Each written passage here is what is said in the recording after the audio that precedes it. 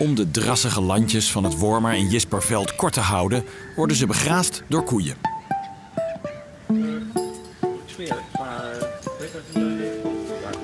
Ik ga je tegen ons geven. Hey, wij zijn er wel klaar voor, hè? Wij gaan nu naar de koeien. Nu wil naar de koeien.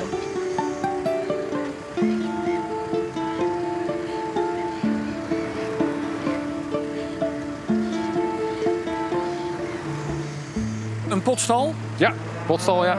Er zijn ook heel veel percelen waar heel veel opslag op staat, wat de koe eigenlijk niet kan eten. Dus dat maken we dan droog. En uiteindelijk krijg je dan laagsgewijs gewoon mest, zeg maar. Dus het is organisch materiaal, vermengd met poep van een hele tijd. Ja. En dat gaat weer naar de landerijen. Ja, want dat is belangrijk, hè, die mest. Ja, die mest is uiteraard belangrijk vanwege de meststof zelf, zeg maar, voor op het land. En de stroodeeltjes, zeg maar, die erin zitten voor de weidevogels. Oké. En daar staan de heren, zeg maar. Ja. Zijn gewoon gecastreerde mannen, zeg maar. Dus je wilt niet dat ze zich voorplanten? Nee, dat is hier niet de insteek. Oh, nee. Ze moeten grazen. Ja, groeien, zeg maar. Heel rustig groeien, zeg maar. En dan tot 2,5, 3 jaar, net als ze goed zijn, zeg maar, dan kunnen we ze opeten. En ondertussen zorgen ze voor het weidevogelland. Ja, maar ik loop hier naar mijn zwemvest. Thuis zullen ze wel denken, iets met koeien en hij loopt met een zwemvest. Maar we gaan varen met die dieren. Uiteraard gaan we varen, Ja, oké. Iedere lente worden de koeien over de landjes verdeeld. Ja hoor! En dat is een hele onderneming. Oké, nu gaan we ze halen. Ja. Nou, loop maar mee. Oh, je moet er tussendoor.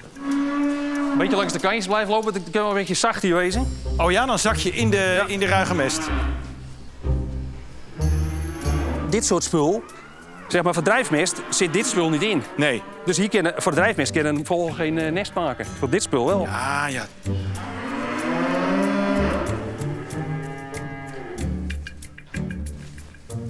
Ja, direct. Dicht. Ja. Te waar. Ja, jongens. Is het nou voor het eerst dat ze naar buiten gaan? Ja, deze wel, ja. Oh, daarom zijn ze lekker dol en dwaas. Pas op, dan hebben we er straks 1. Voor je handen even uitsteken, dan is het toch meer dan genoeg. Hop. Ik heb het beste voor de veiligheid achter het hek blijven. Als je denkt, het wordt gevaarlijk, gewoon over het hek. Ja.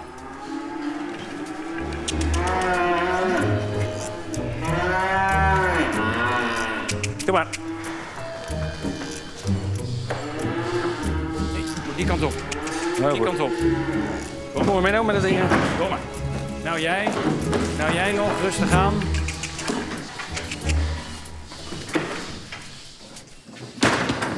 Zo, gaan we naar de boot. Oké, leuk.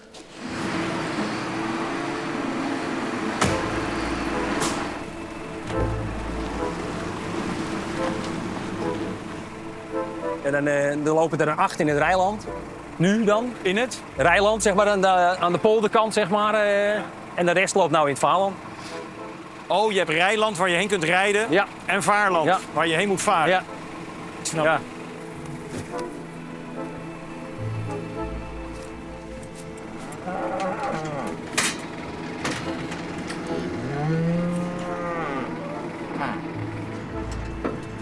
Kom maar, jongens.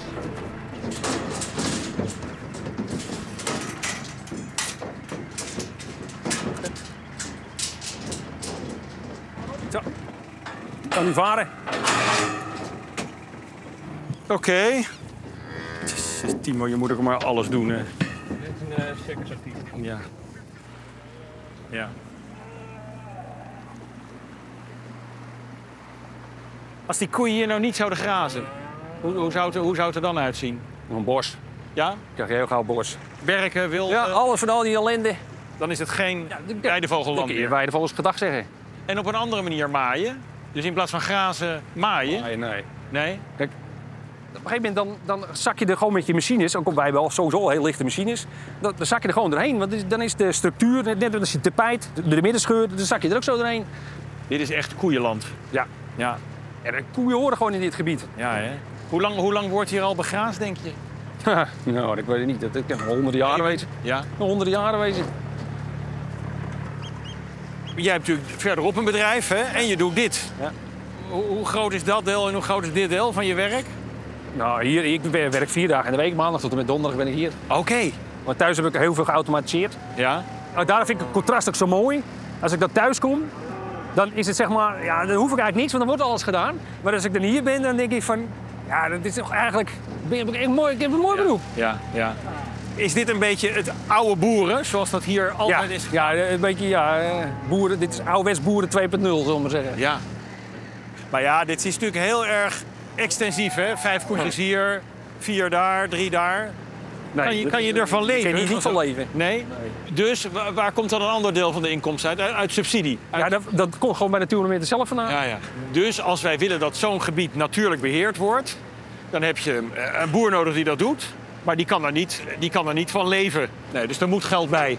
Ja, er moet altijd geld bij. Ja, ja. Maar ja, dan krijgen we wel zo'n fantastisch gebied als we hier om ons heen zien. Ja. Als wij er niet hadden geweest, had het er niet zo bij gelegen als nu. Dat kan ik echt wel zeggen. Nee. Dit is natuurlijk door mensenhanden gemaakt. Ja, en dan moet ook boeren met mensenhanden beheerd worden. Ja, ja. Oké, dan gaan we de klep open doen, hè? Dat red je denk ik, Benno. Ja.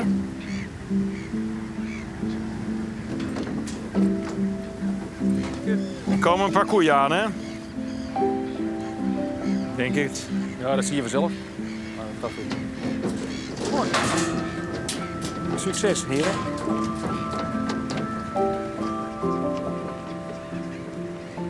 Kijk, er valt gelijk wat te eten. Ja, de jongste rieten vinden ze heerlijk. Ja, ja.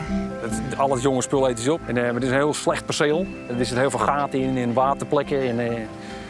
Dus ja, dat kun je het best gewoon een beetje af laten beweiden door die koeien. En hoe lang blijven ze hier?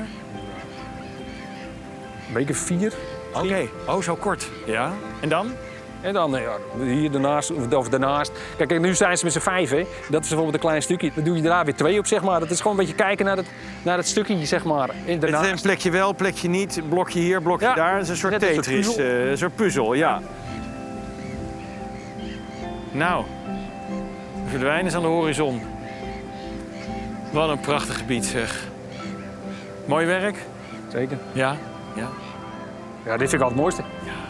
Gewoon eindelijk mogen ze naar buiten. Dat is ook wel zo. Eindelijk mogen ze naar buiten.